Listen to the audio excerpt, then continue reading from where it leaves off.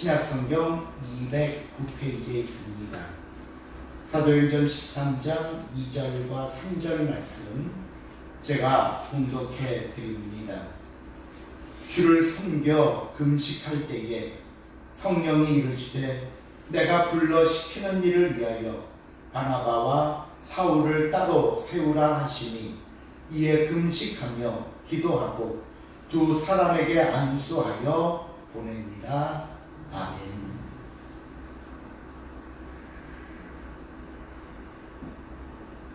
오랜만에 사도행전 말씀으로 돌아왔습니다. 오늘부터 우리가 살펴볼 내용은 이방인 전도가 본격적으로 시작되는 부분입니다. 그 새로운 시작의 중심점에 안디옥 교회가 있습니다.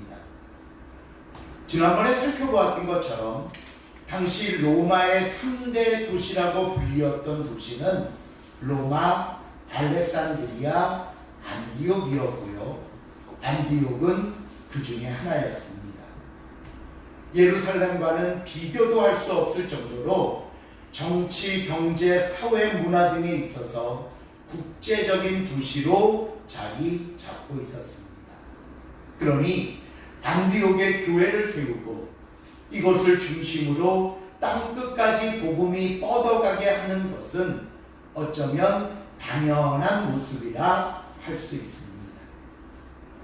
우리가 본문에서 만나게 될 첫 번째 선교 사역을 1차 전도 여행이라고 부르는데요. 그 시작의 모습이 본문 1절에 나옵니다. 우리 1절 말씀을 한번 같이 읽어보도록 하겠습니다. 시작.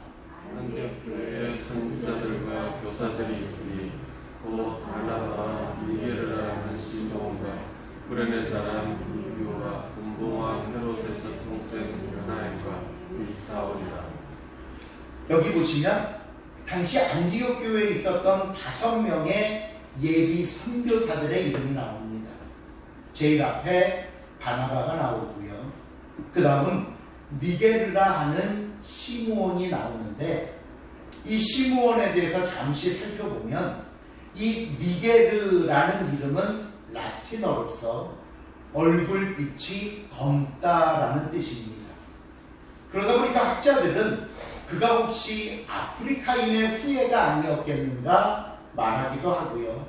또 이 사람이 예수님의 십자가를 억지로 지고 골고다를 올랐던 구레네 사람 시몬이라고 말하기도 합니다. 로마서 16장 13절을 보시면 사도 바울이 로마서를 마감하면서 그동안 고마웠던 분들의 이름을 하나하나 열거하면서 인사하는 가운데 이렇게 이야기를 합니다. 주 안에서 택하심을 입은 루포와 그의 어머니에게 문안하라 라는 말씀이 나오는데, 루포와 그의 어머니가 사도 바울을 도와 복음 전하는 일에 참여했기 때문에 바울은 깊은 감사와 존경을 드린다는 내용입니다. 그런데 이 루포가 누구인지는 알려져 있지 않습니다. 하지만 루포의 아버지는 우리가 알 수 있는데 마가복음 15장 21절에 보면 그 아버지가 나옵니다. 또 한번 같이 읽겠습니다. 시작. 알렉산더와 루포의 아버지인 구레네 사람 시몬이 시골로부터 와서 지나가는데 그들이 억지로 같이 가게 하여 예수의 십자가를 지우고. 그 루포의 아버지가 바로 구레네 사람 시몬입니다. 그가 유월절을 지키기 위해 예루살렘에 왔다가 예수님의 십자가를 대신 지게 됩니다. 하지만 시몬은 대신 졌던 십자가를 평생 잊을 수 없었습니다. 그래서 처음에는 그저 억지로 끌려진 십자가였지만 그 후에는 자기가 자원하여 예수님의 일꾼이 됩니다. 그리고 자기뿐만 아니라 자기의 아내와 또 자녀인 루포에게 복음을 전해 온 가족이 함께 주의 일에 충성을 합니다. 바로 그 루포의 아버지인 구레네 사람 시몬이 오늘 본문에 나오는 니게르 사람 시므온이라고 이야기하기도 합니다. 그 외에도 구레네 사람 루기오가 나오고요. 분봉왕 헤롯의 젖동생 마나엘이 나옵니다. 여기서 이 젖동생이라는 말은요, 당시 헤롯 안티파스와 함께 젖을 먹고 자랐다는 것을 설명하고 있는 것이고요. 마지막 5번째로 사울이 나옵니다. 하나님께서는 이들 중에 바나바와 사울을 따로 세우라고 명령하시고는 금식하고 기도한 후에 안수하고 첫 번째 전도 여행의 선교사로 파송을 합니다. 그래서 4절 이후부터는 이제 전도 여행 중에 나오는 복음의 생생한 모습들을 우리가 볼 수 있는데, 먼저 4절 말씀을 함께 읽겠습니다. 4절입니다. 시작.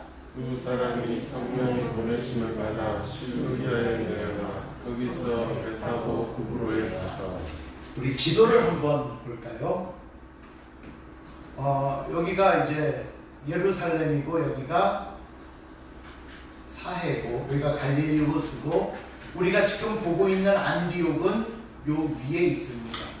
여기서 바나바와 바울을 선택하고, 그 다음에 말씀 보니까 두 사람이 성령의 보내심을 받아 그 옆 밑에 있는 실루기아로 갑니다. 이 실루기아는 안디옥으로부터 약 27km 정도 떨어져 있는 항구 도시입니다.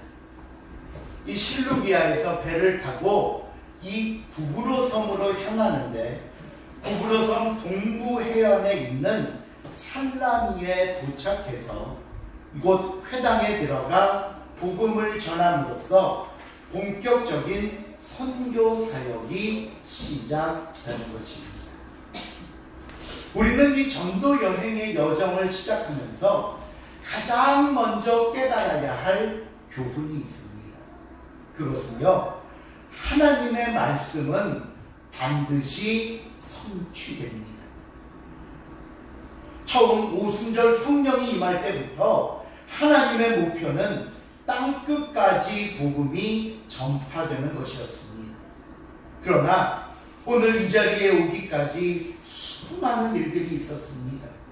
처음에는 성령과 함께 교회가 세워지고 많은 사람들이 모이면서 금방 부흥되고 멋지게 하나님의 일을 할 수 있겠다고 생각했을 것입니다.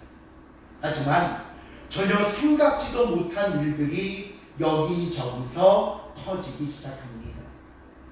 할라파 여인들이 구제에서 제외됐다고 불만을 터뜨리기도 했고요. 아나니아와 삽비라가 성령을 속이고 거짓말을 했다가 그 자리에서 죽는 일까지 있었습니다. 스데반과 빌립은 순교를 했고, 베드로는 몇 번이고 옥에 갇혔다 나오기를 반복했으며, 심지어 하나님께서 직접 박해를 주셔서 예루살렘 교회를 흩으시기까지 했습니다. 저는요, 이런 상황이 우리의 모습과 너무나 비슷하다는 것을 느끼게 해줍니다. 한번 생각해 보십시오. 우리도요, 어떨 때는 금방이라도 이루어질 것 같아 희망을 갖고 기쁨과 감사가 넘치다가도 또 어떨 때는 모든 희망이 무너질 때가 있습니다. 아무것도 남지 않은 빈손을 보면서 때로는 절망하고 낙심하며 포기하려고 했던 상황도 한두 번이 아니지 않습니까? 하지만 오늘 결국 하나님께서는 바나바와 사울을 통해 첫 번째 전도 여행을 떠나게 하셨다는 사실을 잊지 마시길 바랍니다. 특별히 2절을 보시면요, 거기 이렇게 말씀합니다. 성령이 이르시되 내가 불러 시키는 일을 위하여 바나바와 사울을 따로 세우라 하시니. 여기서 그 내가 불러시키는 일을 위하여 라는 말씀의 정확한 뜻은요, 내가 불러서 시키기로 이미 작정했던 일을 위하여 라는 뜻입니다. 이미 하기로 작정됐던 그 일. 그러니까 그냥 바나바와 사울이 전도 여행을 떠난 것이 아니라 하나님께서 계획하신 그 일을 이루기 위해 떠났다고 성경은 말씀합니다. 하나님께서는 반드시 하나님의 일을 시작하시고 진행하시며 성취하십니다. 우리가 잘 아는 욥의 고백이 있습니다. 한번 같이 읽어볼까요? 욥기 23장 13절 14절 말씀 시작. 뜻이 입장하시니 누가 능히 돌이키랴. 그의 마음에 행하고자 하시는 것이며 그것을 행하시나니 그런즉 내게 작정하신 것을 이루실 것이다. 이런 일이 그에게 많이 있느니라. 하나님의 뜻은 일정하십니다. 그리고 하고자 하시는 것은 반드시 행하십니다. 그러기에 욥이 뭐라고 이어서 이야기합니까? 내게 작정하실 것을 이루실 것이라. 우리를 포기하지 않으시고 놓지 않으시고 끝까지 붙잡고 가십니다. 우리가 깨닫고 순종하면 순종하는 대로, 때로는 몰라서 방황하고 때로는 어리석음에 반항하면 반항하는 대로 우리를 이끄시며 저와 여러분을 향한 하나님의 뜻을 이루실 것입니다. 그러기에 여러분, 저와 여러분에게는 실패가 없습니다. 왜요? 우리를 향한 하나님의 뜻은 사랑과 은혜와 축복이기 때문입니다. 하나님의 말씀, 하나님의 약속, 하나님의 계획은 반드시 이루어진다는 것이 저와 여러분에게 위로가 되고 응답이 되고 축복이 된다는 사실을 잊지 마시기를 바랍니다. 본문 6절을 볼까요? 6절 말씀 시작. 온성 가운데로 지나서 바보에 이르러 예수라는 유대인 거짓 선지자인 바리새인을 만나니. 지도를 다시 한번 보겠습니다. 처음에 이제 실루기아에서 떠나서 살람이라는 곳에 도착했습니다. 근데 6절에 보니까 섬을 가운데로 가로질러서 그랬어요. 그러니까 뭐 이렇게 해변도로로 간 게 아니라 어쨌든 가운데로 돌아서 이번에는 바보라는 곳에 갑니다. 좀 동네 이름 바보가 뭔지 그쵸? 물론 우리의 발음과는 다르겠지만 어쨌든 뭐 암기하기 쉽게 바보입니다. 이 바보에 갔는데 거기서 누구를 만나는가 하면요, 바예수라고 일컫는 유대인 거짓 마술사를 만납니다. 히브리 이름의 앞에 바가 나오면요, 이 바는요 누구누구의 아들이라는 뜻입니다. 그러니까 바예수 하면 예수의 아들이라는 뜻이고요. 그를 가리켜 마술사라고 했지만 오늘날로 말하면 박수, 남자 무당을 가리키는 것으로 생각하시면 됩니다. 그런데 여기서 우리가 먼저 한 가지 생각해 볼 것은요, 그동안 우리가 계속해서 사울이라고 불리던 이름이 여기서부터 바울로 바뀌게 됩니다. 안디옥 교회를 출발할 때 바나바와 사울이었습니다. 아까 구브로 섬에서 총독이 불러서 복음을 듣고자 할 때도 바나바와 사울이었습니다. 그런데 갑자기 9절에 바울이라고 하는 사울이 성령이 충만하여 그를 주목하고 라는 말씀이 나오는 후부터는 계속해서 사도행전 뒷부분은 바울로 불리게 됩니다. 바울. 사울에서 바울로 이름이 바뀐 이유가 뭐냐?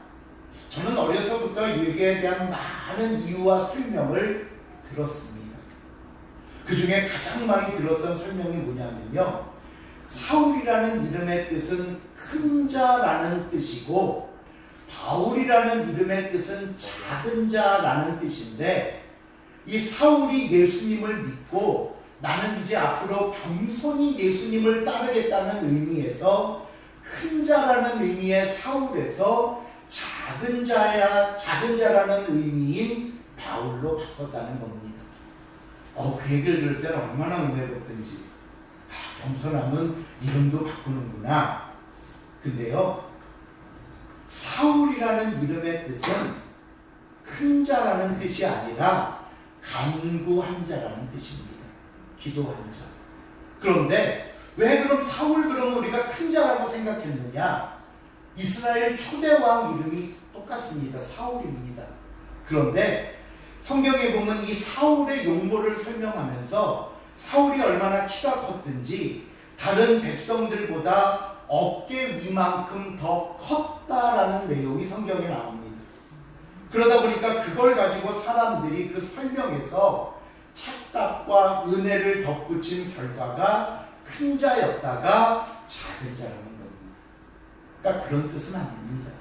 자, 그렇다면 사울의 이름은 뭐고 바울의 이름은 뭐고, 아니 왜 지금 똑같이 계속 사울로 불리다가 갑자기 바울이라는 이름으로 나오게 된 이유가 뭘까요? 그 이유는요, 사울은 히브리식 이름이고 바울은 헬라식 이름입니다. 당시 로마의 지배 아래 있던 사람 중에 특별히 해외에 나가 있던 유대인들은 히브리식 본 이름과 거주하는 곳에서 쓰는 헬라식 이름들을 가지고 있었습니다.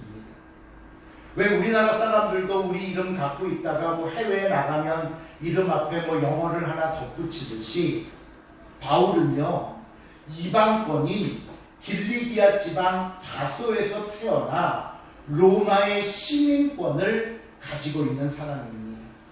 그러니 그가 다소에서 불리고 사용하던 이름은 나중에 바울이라는 이름을 만들어서 바꾼 게 아니라 그는 처음부터 헬라식 이름인 바울을 가지고 있었습니다. 아니 그러면 왜 그동안은 사울이라고 하다가 여기 와서 갑자기 바울로 바뀐 겁니까?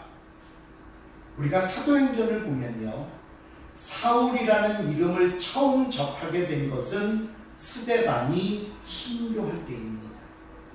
그때 사울은 바리새인으로서 누구보다 유대교에 충성하는 사람이었습니다. 유대인으로서 유대교에 앞장서서 일할 때는 히브리식 이름인 사울을 사용하는 것이 가장 잘 어울리는 이름이고, 그도 유대인과 생활하면서 굳이 바울이라는 이름을 사용할 이유도 필요도 없었던 것입니다. 그런데 지금은 활동 무대가 바뀌었습니다. 유대교, 유대인, 팔레스타인이 아닙니다. 이방인들이 사는 곳, 로마의 지배 아래 있는 정치, 경제, 사회, 문화권으로 들어가야 하기 때문에 사도행전을 기록하는 누가도 그렇고 아마 바울 본인도 이제부터는 자신의 이름을 바울로 소개하지 않았나 생각이 됩니다. 그래서 전도 여행을 계기로 사울에서 바울로 바꿔 부르게 된 것입니다. 자, 이제 구부러선 바보에 도착한 바나바와 바울 앞에 한 사건이 일어납니다. 여러분 7절을 보시면요, 그 바보라는 곳에 총독인 서기오 바울이 있었는데 그가 바나바와 바울을 불러서 복음을 듣고 싶어 했습니다. 그런데 그 다음 8절에 아까 말씀드렸던 거짓 마술사가 바나바와 바울을 회방하면서 총독에게 복음을 전하지 못하게 하고 총독이 예수님을 믿는 것을 방해하는 것입니다. 그러자 바울의 행동을 볼까요? 9절입니다. 9절 말씀 시작.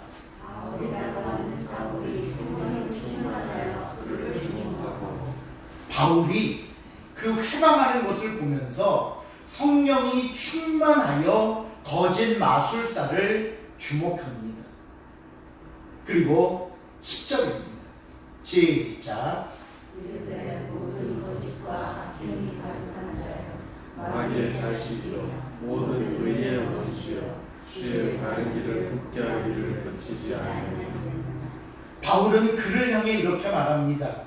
너는 거짓과 악행이 가득하고 마귀의 자식이고 의의 원수고 주님의 바른 길을 굳게 하는 자구나. 무슨 말입니까? 지금 서기오 바울이 예수님을 믿는 것을 방해하는 사탄이요 사탄의 앞잡이 노릇을 하고 있다는 겁니다. 그러더니요 그 다음 11절에 바울이 성령의 능력으로 그 마술사의 눈을 잠시 멀게 만듭니다. 앞을 못 보게 만들어버려요. 하나님의 능력으로 사탄의 방해와 관계를 무너뜨리는 겁니다. 그런데 놀라운 것은요 총독이 그 모습을 보고 예수님을 믿습니다. 마귀의 능력이 사라지자 예수님을 믿고요 그 후에 바울의 가르침에 놀랐다고 이야기합니다. 여러분 우리가 이 사건을 보면서 반드시 기억해야 할 것이 있습니다. 복음을 듣고 싶어 하던 총독과 바나바와 바울 사이를 가로막은 것이 뭐라고요? 거짓 마술사였습니다. 다른 말로 바꾸면 사탄입니다. 여기서 우리가 복음을 전할 때 또는 신앙생활을 위한 지혜를 얻어야만 합니다. 여러분 첫째로 우리가 전도하고 싶은 사람이 있습니다. 복음도 몇 번 전했고 어떤 날은 같이 예배드리러 가기로 약속까지 했었습니다. 근데 여러분 그런 경험 있지요? 약속했는데 번번이 약속이 깨지고 상대방이 온갖 핑계와 피치 못한 사정을 대면서 결국 교회에 같이 가지 못하는 경우가 생기곤 합니다. 뭐 갑자기 본인이 아프거나 가족 중에 누가 아파서 병원에 가야 한다든지 급하고 중요한 약속이 생겼다든지 아니면 내가 깜빡 잊고 알람을 맞췄는데도 글쎄 늦잠을 잤다든지 뭐 말로 다 할 수 없는 많은 일들이 방해하고 가로막습니다. 그럴 때 여러분 우리는 그 사람을 붙잡고 있는 악한 사탄의 정체를 인식해야 합니다. 오늘 서기오 바울이 복음을 듣지 못하는 이유가 뭐 총독이라는 지위 때문에 아니면 뭐 어떤 자신의 성격, 어떤 세상적인 지식 때문이 아니었습니다. 마술사 엘루마였습니다. 사탄의 영적인 포로로 잡혀 있으면서 그에 의해 방해를 받고 있는 것입니다. 그래서 여러분 복음을 전하는 것은 그 사람을 예배의 자리로 인도하는 것은 하나님의 능력을 가지고 사탄과 싸우는 영적 전쟁이라는 사실을 기억하시길 바랍니다. 고린도전서 2장 1절을 한번 읽어보겠습니다. 시작. 그러나 내가 너희에게 나아가 하나님의 증거를 전할 때 말과 지혜의 아름다운 것으로 아니하였나니 사도 바울이 이렇게 말합니다. 내가 너희에게 복음 전할 때 소위 말과 지혜의 아름다운 것, 흔히 뭐 말주변이 좋고 뭐 학식과 지식이 많은 것으로 너희를 설득시켜 복음을 전한 게 아니랍니다. 그럼 어떻게 했습니까? 그 뒤에 4절 볼까요? 시작. 내가 전과 지혜의 말과 자유하고 다만 성령의 나타나심과 능력으로 거기 보면 바울이 이렇게 말하죠. 성령의 능력으로 하나님의 능력을 힘입어 했다고 이야기합니다. 그런데요 우리가 가장 많이 실수하는 게 뭐냐면요 우리는 그를 붙잡고 있는 사탄의 존재를 깨닫지 못하고 단순히 그 사람만 봅니다. 내가 그 사람에게 복음을 전하고 그 사람과 약속하고 마주하다 보니까 나와 그 사람의 문제로만 생각합니다. 그러니까 나와의 약속을 어기고 교회에 나오지 않고 복음을 들으려 하지 않으면 자연히 그 사람을 원망하게 됩니다. 아, 오늘 또 나에게 거짓말했구나. 또 나온다 그러고 속였구나. 내 말을 듣지 않는다고 생각하면서 언제부터인가 나는 그 사람을 괘씸하게 생각하고 자꾸 피하고 거짓말하는 그 행동을 섭섭하게 여깁니다. 그러다 보면요, 나중에는요, 나와 그 사람 사이에 갈등의 골이 깊어집니다. 분명히 처음에는 내가 그 사람에 대한 사랑을 가지고 사랑하는 마음으로 복음을 전하려고 다가갔다가 오히려 관계만 더 악화되는 경우가 생기는 것입니다. 하지만 그 사람이 문제가 아니라 그를 잡고 있는 사탄이 문제라는 사실을 잊지 마시기 바랍니다. 그러기에 우리는 그 사람이 악한 영의 올무에서 벗어날 수 있도록 기도해야 합니다. 성령님의 강력한 능력으로 그 마음에 복음이 들어갈 수 있도록 기도하며 전도해야 합니다. 복음이 자리 잡고 뿌리를 내리고 열매를 맺을 수 있도록 기도해야 합니다. 기도 없이 그냥 사람과 사람의 관계로 약속하고 어기면 서로에게 상처가 되고 관계만 깨지더라는 거예요. 두 번째로, 제가 이렇게 말씀을 드리면 꼭 이렇게 이야기하는 분이 있습니다. 보세요. 교회 나가라고 강요하면 안 된다니까요. 그러면 더 상처만 받고 갈등만 더 생기고 멀어지면 좋겠어요. 그러니 아무 말 하지 마세요. 맞습니다. 앞에서 말씀드렸듯이 그것은 나와 그 사람과의 문제가 아니라 가장 먼저 그를 붙잡고 있는 사탄과 싸워야 할 문제입니다. 하지만 그렇다고 그렇게 이야기하고 생각하시는 분들이 있다면 제가 이 시간 분명하게 말씀드립니다. 교회 나가라고 강요하면 안 된다고 한다든지 그러면 상처만 받고 갈등만 생기고 더 멀어지면 좋겠어요 라고 생각이 드신다면 그 생각과 그렇게 이야기하는 그 자체가 내가 지금 사탄에 붙잡혀 있다는 증거입니다. 그 말이 그 입에서 나오는 그 사람이 사탄에 붙잡혀 있다는 증거라고요. 왜요? 사탄은 수단과 방법을 가리지 않고 우리가 예수님을 믿지 못하게 하고 복음을 받아들이지 않게 하고 교회와 예배의 자리에 나가지 못하게 하기 때문입니다. 맞습니다. 때로는 사람과의 관계 때문에, 때로는 교회 다니는 사람들 때문에 내가 마음에 상처를 받았고 갈등이 생겼고 어떤 옛날에 교회 나갔다가 문제나 사건이 있어서 내가 지금 교회를 나가지 못하고 신앙의 길을 막은 것이 사실이라 하더라도 그것조차도 사탄이 나를 붙잡고 놔두지 않으려고 하는 방법이라는 것입니다. 이 시간 사랑하는 성도 여러분, 처음에야 상처 때문에 아픔 때문에 주님 앞에 나오지 못하고 있다 하더라도 우리가 성도로서 하나님 앞에 해야 할 본분이 무엇인지 알고 있다면, 무엇이 하나님께서 기뻐하시고 어떻게 해야 하나님께 영광이 되는 삶인지 기억하신다면 이제는 주님 앞에 나오셔야 합니다. 상처와 아픔과 갈등을 극복하고 이겨서 예배 드려야만 합니다. 우리가 사탄에게서 벗어나려고 노력하지 않으면, 하나님 앞에 나오려고 힘쓰지 않으면 사탄은 절대로 우리를 스스로 놔주지 않습니다. 당연한 거 아닙니까? 그동안 사탄 밑에서 복종하고 잘 따르던 사람이 어느 날 내가 예수님 믿고 예수님께로 간다고 하는데 사탄이 쉽게 놔주거나 그래 그럼 가서 신앙생활 열심히 해, 잘가, 손은 들고 인사하겠습니까?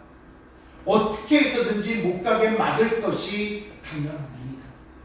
그러기에 믿음으로 극복하고 이기려는 굳은 결단과 노력이 필요합니다.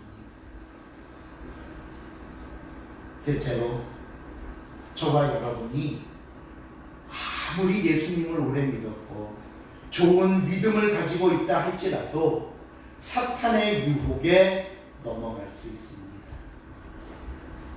베드로를 한번 생각해 보세요. 베드로도 십자가의 죽음을 말씀하시는 예수님을 위해 예수님 그렇게 돌아가시면 안 됩니다. 그렇게 말씀드렸다가 예수님께 뭐라고 혼났는지 아시죠? 사탄아 내 뒤로 물러가라. 너는 오히려 나를 넘어지게 하는 자다. 이 말씀을 들은 베드로가 얼마나 섭섭했겠습니까? 그렇죠? 나는 제자로서 마땅히 스승이신 예수님을 위해 한 말인데 사탄이라니, 물러가라니. 물론 베드로가 사탄이라는 말은 아닙니다. 다만 그 말을 하는 순간 비록 겉으로는 예수님을 위한다고 하고 제자로서 마땅히 해야 할 말이라 하더라도 하나님의 뜻을 거스르고 예수님의 사역을 방해한다면 그것은 결국 사탄의 꼬임에 넘어간 것이라는 말씀입니다. 오늘 저와 여러분이 경계해야 할 것이 바로 이것입니다. 우리가 한순간 방심하면, 한순간 세상의 눈을 돌리면, 한순간 욕심에 사로잡히면 우리는 또 사탄에게 넘어가서 그 앞에 무릎 꿇게 되는 것입니다. 아무리 지금 우리의 삶과 말과 행동이 합리적이더라도, 이성적이고 세상 모든 사람들이 인정하고 지지해 줄 수 있는 상황이라 하더라도 그것이 하나님의 뜻에 어긋나고 하나님의 영광을 가리는 일이라면 우리는 또 한 번 사탄 앞에 무릎 꿇은 결과라는 사실을 잊지 마시기를 바랍니다. 말씀을 맺습니다. 드디어 복음이 땅끝까지 전파되기 위한 1차 전도 여행의 시작을 보았습니다. 하나님께서는 반드시 하나님의 뜻을 이루십니다. 더불어 저와 여러분을 향한 하나님의 뜻도 성공적으로 마무리하실 것입니다. 그러기에 하나님을 믿고 항상 순종하며 최선을 다하는 삶이 될 수 있기를 바랍니다. 또한 우리의 삶은 영적 전쟁이라는 사실을 다시 한번 깨닫고 매일매일 삶 속에서 믿음 잃지 않도록, 사탄의 유혹에 넘어가지 않도록 경계하고 승리하는 저와 여러분이 될 수 있기를 다시 한번 주님의 이름으로 부탁을 드립니다. 기도하시겠습니다. 사랑의 하나님, 감사합니다. 오늘 1차 전도 여행의 출발을 보면서 결국 하나님이 계획하시고 하나님이 뜻하시고 이끄시는 대로 모든 것들이 성취되어 감을 우리가 다시 한번 깨닫습니다. 그렇듯 우리의 삶으로부터 비롯해서 하나님 모든 것들이 하나님의 뜻 가운데 있음을 알게 하시고 그러기에 믿음을 가지고 소망을 가지고 주님과 동행하며 살아갈 수 있도록 허락하여 주시옵소서. 감사드리오며 예수님의 이름으로 기도하옵나이다.